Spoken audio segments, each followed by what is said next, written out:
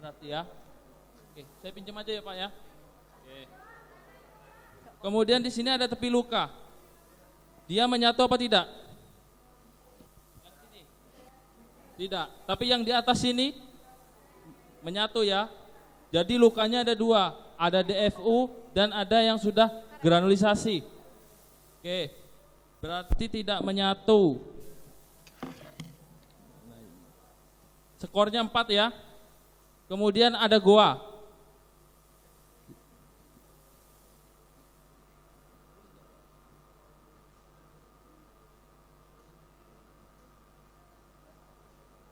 Oke, kita dokumentasikan untuk underminingnya ini arah jam 10, tembusnya ke agak ke atas sedikit. Ada ini, mungkin sini Pak. Nah, kalau segitu adalah angkanya 3. Oke, kita tipe eksudat. Tadi kita keluarkan dia adalah purulent. Oke, tulisnya 5. Kemudian jumlah eksudatnya banyak apa sedikit, Pak? Sedang ya. Sedang berarti 4. Warna kulit sekitar lukanya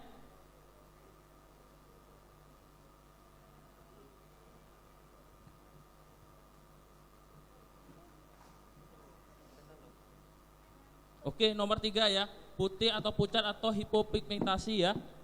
Oke, yang ke-8 adalah jaringan yang edem. Dia ada edema ya. Ada piting kurang dari 4 meter di sekitar luka. Kurang lebih ya. Jadi 3. Kemudian jaringan granulisasinya ada tapi 25%. Kemudian epitelisasinya untuk luka yang pertama belum ada epitelisasi, jadi skornya adalah 5. Oke. Jadi kita total di situ berapa?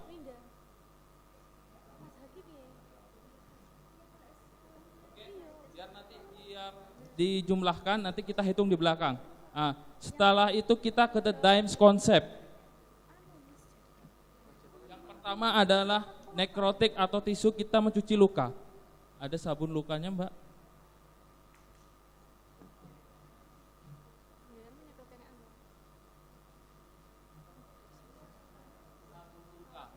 Ada khusus sendiri.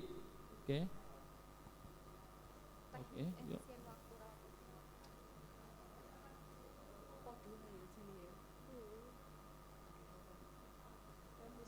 Pegang lukanya jangan setengah-setengah.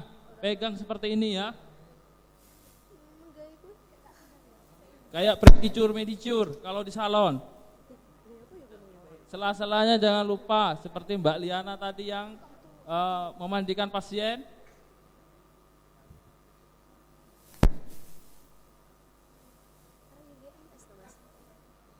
Ada yang mau nyoba, mana asisten tadi? Mau nyoba pegang luka?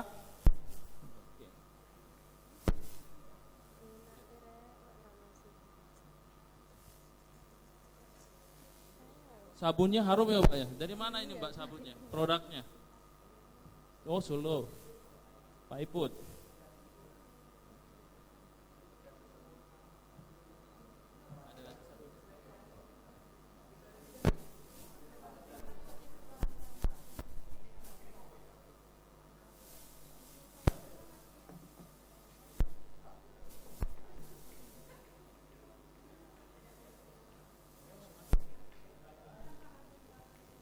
Nah, nanti untuk mengeluarkan pes pada saat dicuci, karena pada saat D di DIMES concept itu adalah mencuci luka dan mengeluarkan eksudat.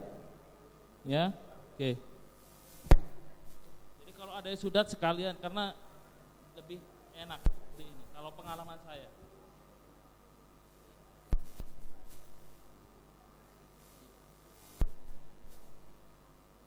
Enak Bu? Oh enak. Kalau sudah bersih bisa kita cleansing.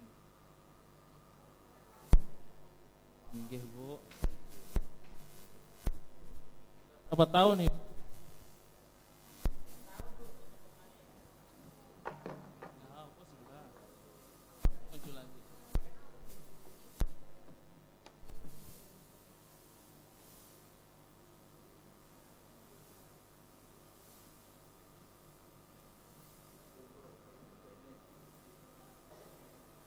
darahnya.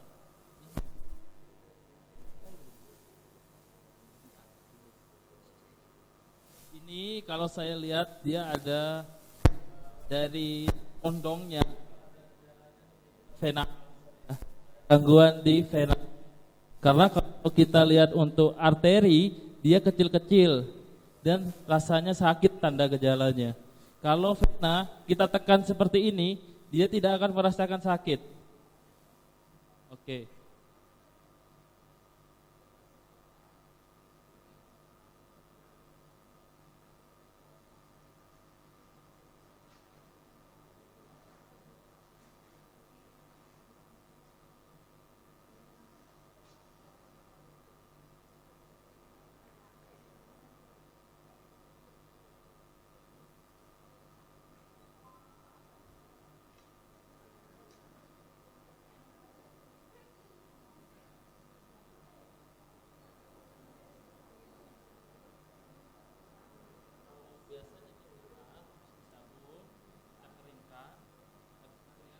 Ozon. Nah, di ozon.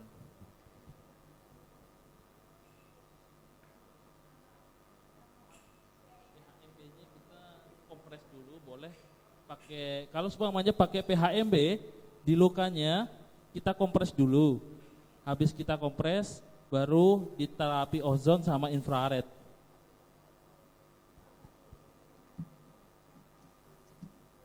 Kalau metronidazol saya evidence base-nya masih belum dapat. Tapi HMB itu banyak jurnal dari UI, dari ITB itu bahwasannya 15 dikompres itu 99% bakteri akan musnah seperti itu. Akan terangkat semuanya. Dan biofilm ini yang namanya biofilm ya, saya katakan kayak agar-agar ini adalah biofilm. Dan biofilm tidak pernah hilang, selalu ada. Oke. Jangan sampai dikena bohongi sama kuman ya. Oke.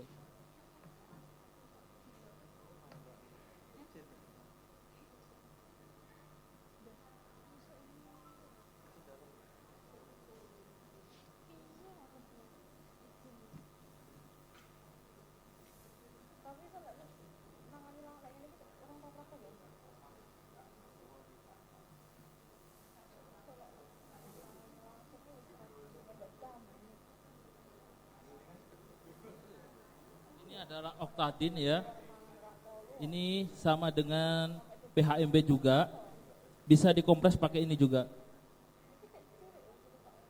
Yang banyak.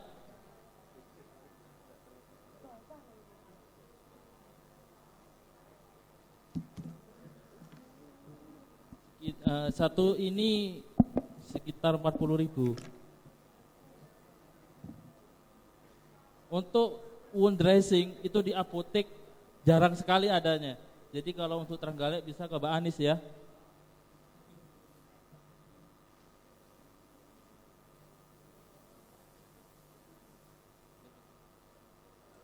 Reseller atau nama lainnya stokis ya. Ini adalah apa namanya maserasi ya. Kenapa? Karena exudatnya tidak terkontrol. Jadi dia ke periwound skinnya kenanya. Jadi nanti jika tidak termanajemen dengan baik, maka akan ke kanan dan ke kiri, ke selatan, ke utara itu semuanya kena maserasinya. Dan ketika sudah kena maserasi, maka kulitnya akan terangkat yang dermisnya seperti itu. Oke.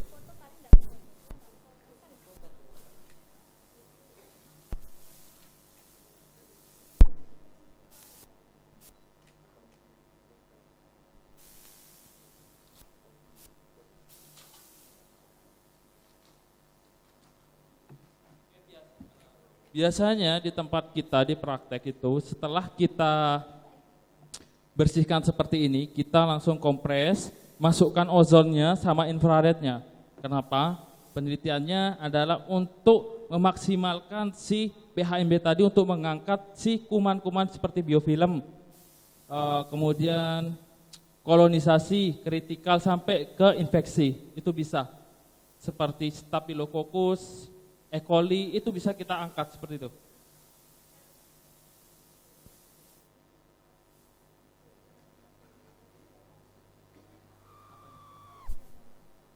Oh, Kalau pakai perawatan luka, kita mohon ya untuk perawat-perawat kita mainkan teori yang kita dapatkan waktu kita di pendidikan sesuai dengan proliferasi, maturasi sampai 3 hari.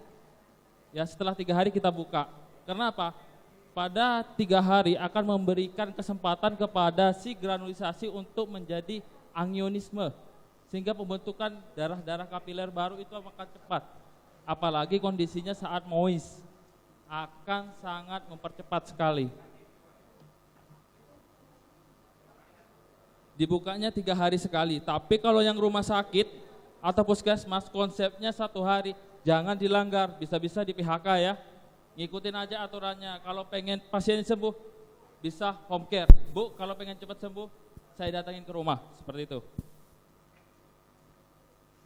Rezekinya juga lebih banyak. 2 kali lipat ya, rumah sakit dapat, puskesmas dapat, di rumah dapat, produknya juga dapat. Kita masuk ke debridement ya. Jika ada slok, ada nekrotik kita ambil.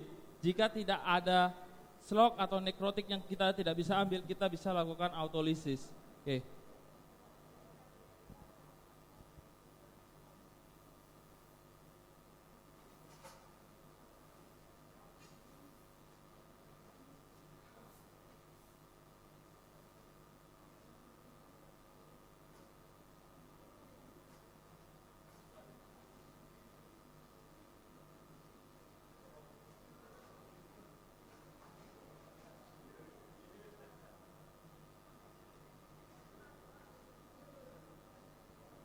Kita langsung ke debridement, kalau ada kita lihat dulu.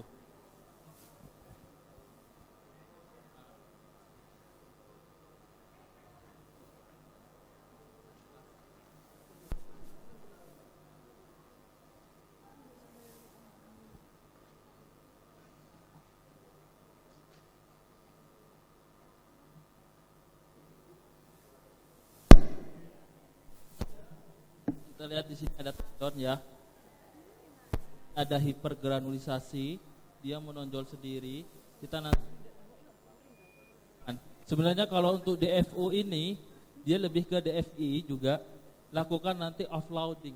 Karena offloading ini juga akan sangat membantu tekanan pressure-nya di bawah itu lebih ringan.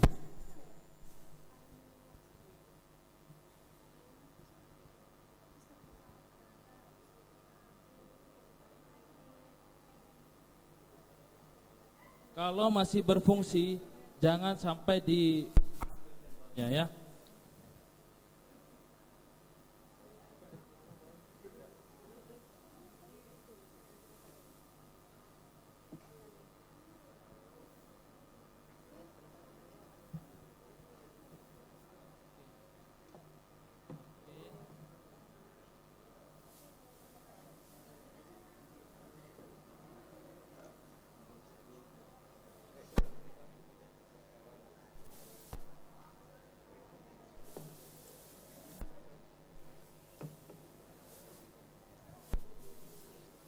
Sakit gak Bu? Tidak ya.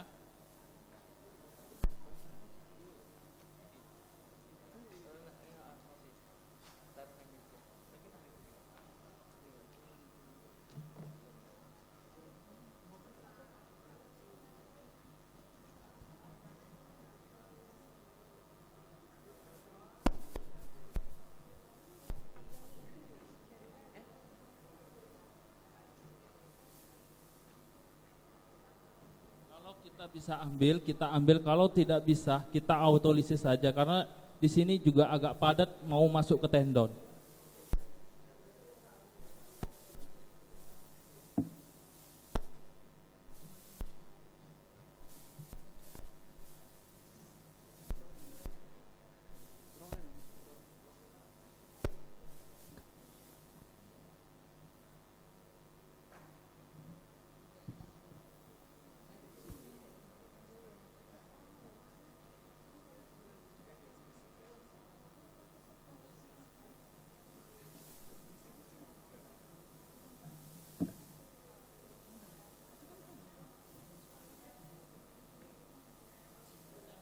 Mau nyoba Mbak? saya selesaikan karena di sini agak padat ya. Cuman untuk eksudatnya sangat banyak, keluar terus. Kita bisa nanti bisa berikan form.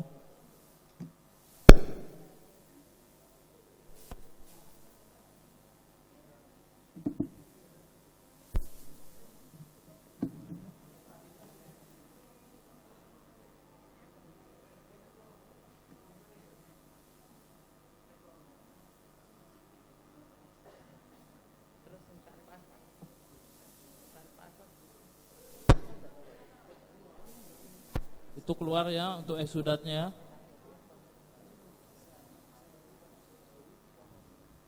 Bah, sakit bah?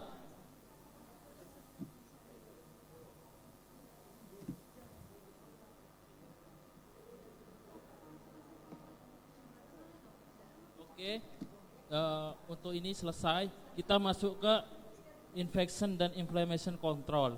Kita bisa menggunakan dengan antimikrobial. Oke.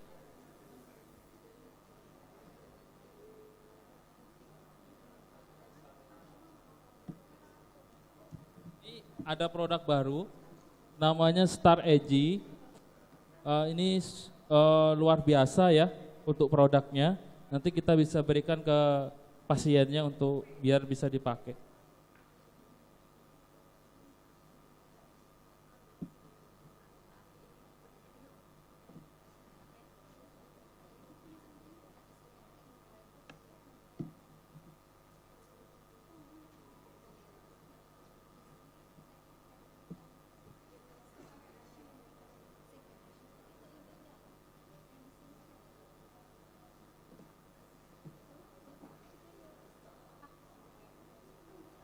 Untuk perawatan luka itu minimal 2 jam baru selesai. Ini kalau 1 jam selesai itu adalah teknik rawat luka yang paling cepat saya lihat itu dari pengalaman ya. Apalagi kasus-kasusnya seperti DFU, DFI sama golongannya osteomielitis itu sangat luar biasa. Langsung aja Mbak.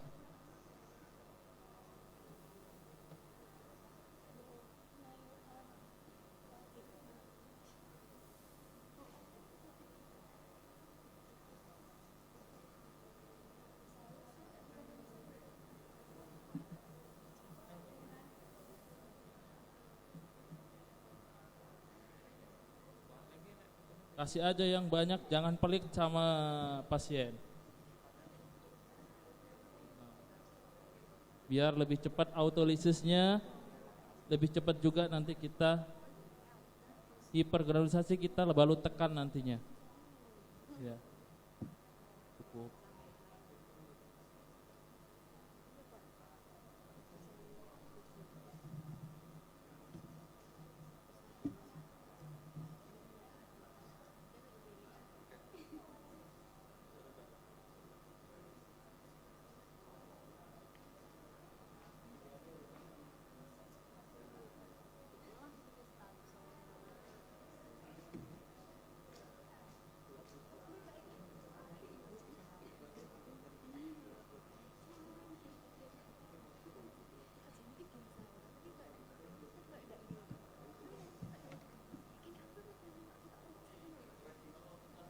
Kita lakukan kompres ya.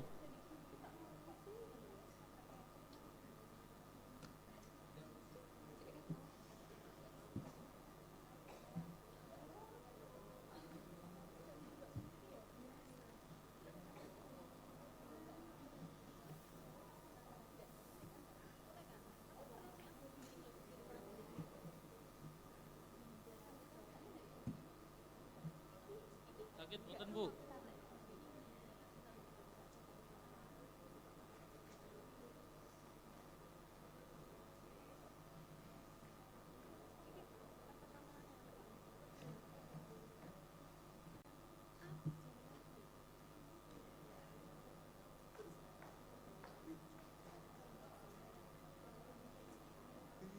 Ini Bu.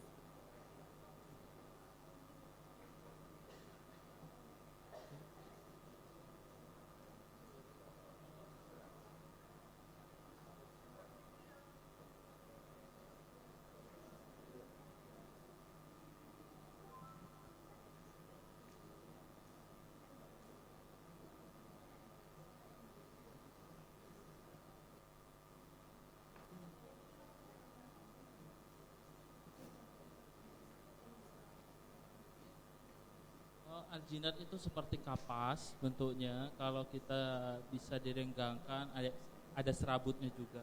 Nanti masih diambilkan itu.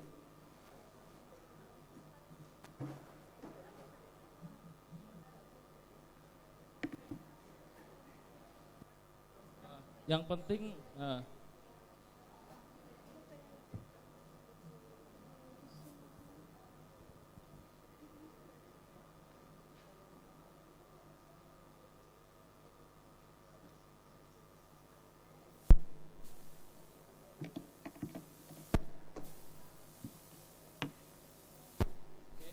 ini aljinat ya, biar tahu, bisa disobek, bisa kayak rumput-rumput ya.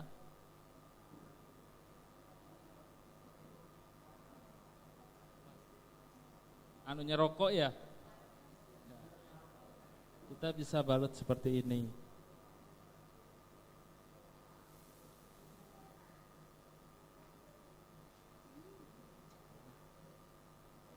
Ini anu.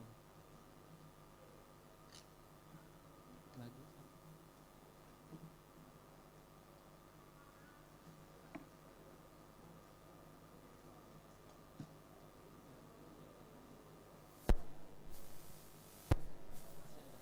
Nah, itu nanti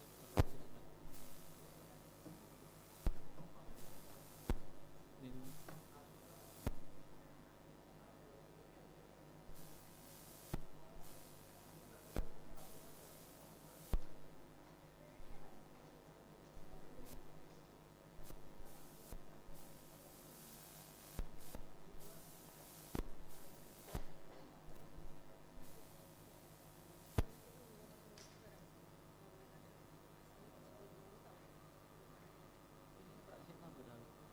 Kalau ada goa, itu masukkan dressingnya sampai ke dalam. Jika pakai zinc cream bisa pakai zinc cream.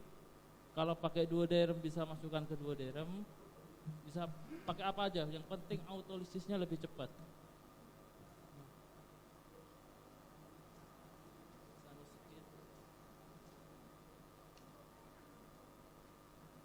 Skin boleh juga.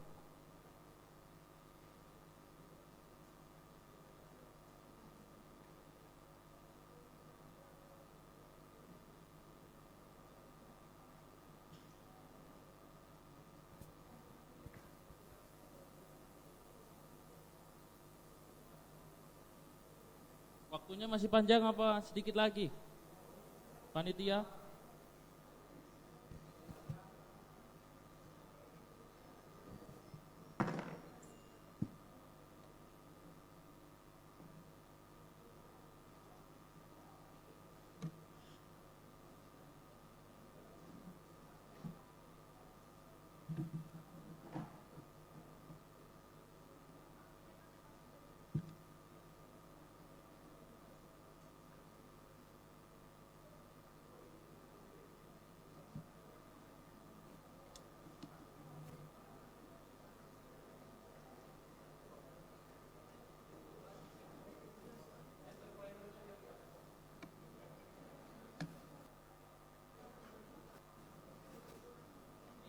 Ada foam ya, ini sudah ada edge-nya, ada silvernya.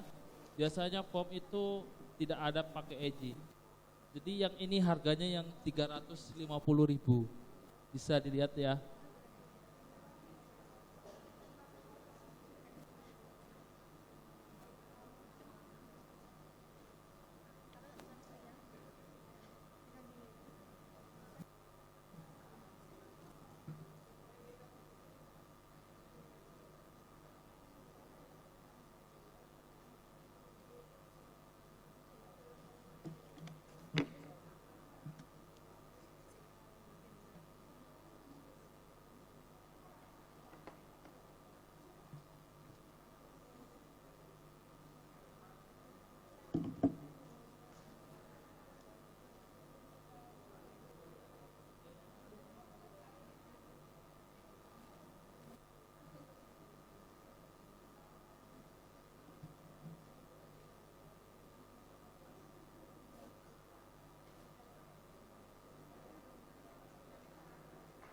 Masnya kayaknya sudah pengalaman ya Mas ya.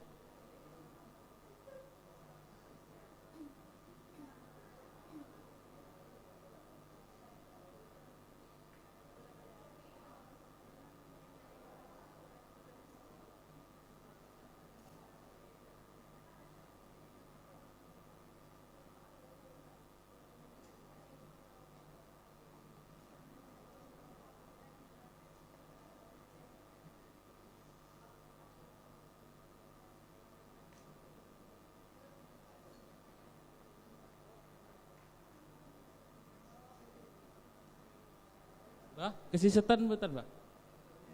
Kesekenan boten. Oh, boten. Yakin, Pak? Oh, nggih, ya.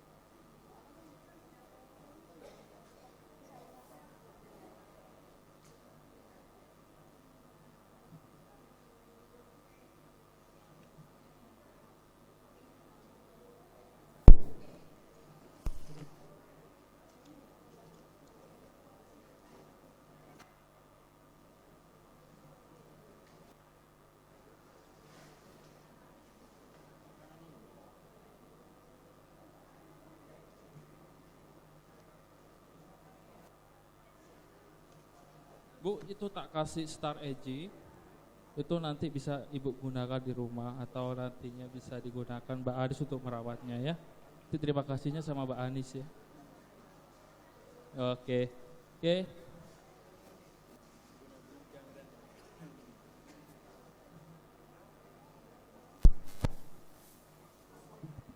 Pak Asmat mungkin boleh bertanya. Baiklah, sudah kita perhatikan bersama bagaimana teknik perawatan luka pada pasien dengan riwayat diabetes mellitus dengan gangren di daerah telapak kakinya. Mungkin selama kita mengamati video, biarpun tidak langsung kita mengamati pada pasien, karena kita tadi teman-teman juga ada yang melingkar, alhamdulillah, tapi di syutingan video bisa kita perhatikan. Mungkin ada pertanyaan-pertanyaan yang bisa ditanyakannya. Terima kasih Bu Yayu. Terima kasih. Barangkali saya mendahului. Terus terang saja ini teknik perawatan luka yang saya lihat hari ini, saya baru tahu bahwa dalam perawatan luka itu ternyata asesmennya salah satunya dengan melakukan pengukuran terhadap kondisi luka. Jujur saya baru tahu hari ini, terima kasih atas informasinya. Kemudian tadi teknik yang dilakukan, prosedur awalnya didahului dengan mencuci luka mempergunakan sabun, kemudian berikutnya kalau saya tidak keliru dengan diberikan spray.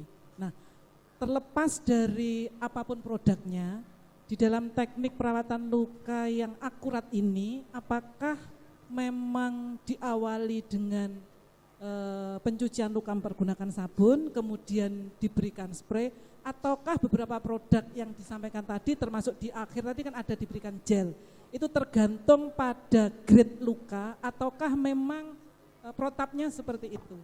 Oke, saya rasa itu, terima kasih. Terima kasih Bu Rahayu, dan ini hadiahnya door prize bagi yang penanya langsung dapatkan hadiah ya. Jadi pertanyaannya apakah dari berbagai luka ataupun yang lain tergantung dari produknya, apakah proses atau SOP-nya sesuai dengan yang disampaikan atau yang dilakukan oleh Mas Asma tadi, dari mulai pencucian luka sampai dengan dressing dan sebagainya. Oke. Terima kasih Mbak Bu siapa? Bu Rahayu Niningasih. Bu Rahayu Yulianasih. Pertanyaannya sangat luar biasa ya Bu ya. Ini baru pertama ya Bu ya. Oke.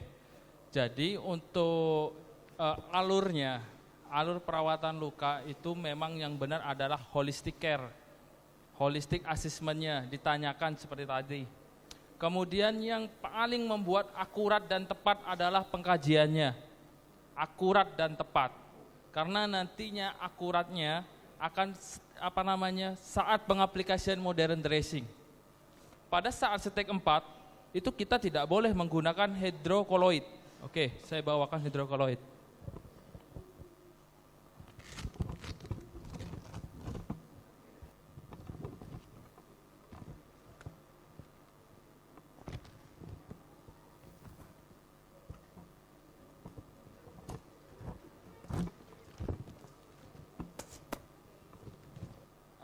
Ini hidrokoloid.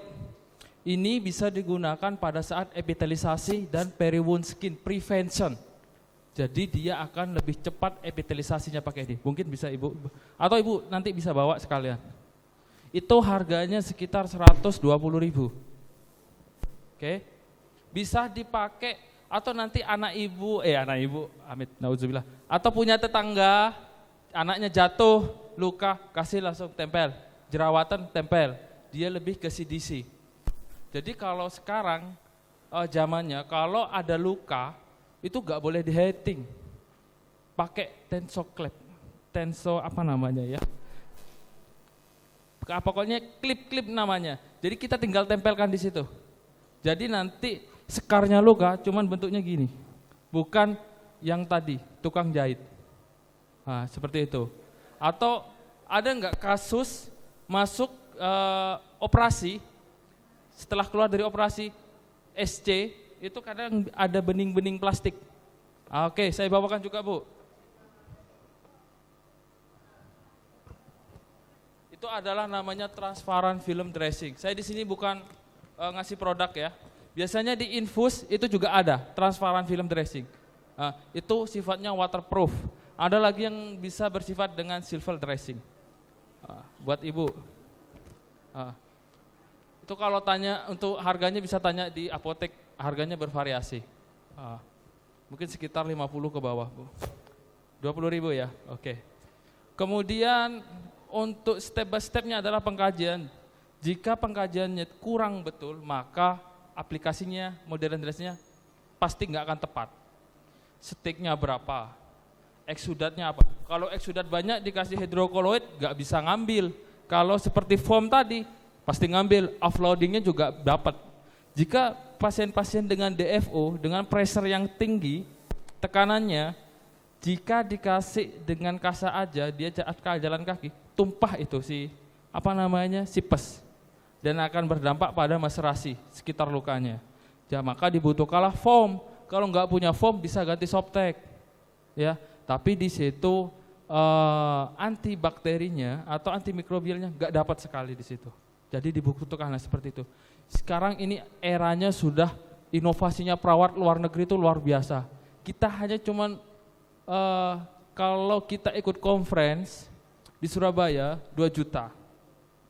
Mau DFO, wound care dan yang lain-lainnya 2 juta.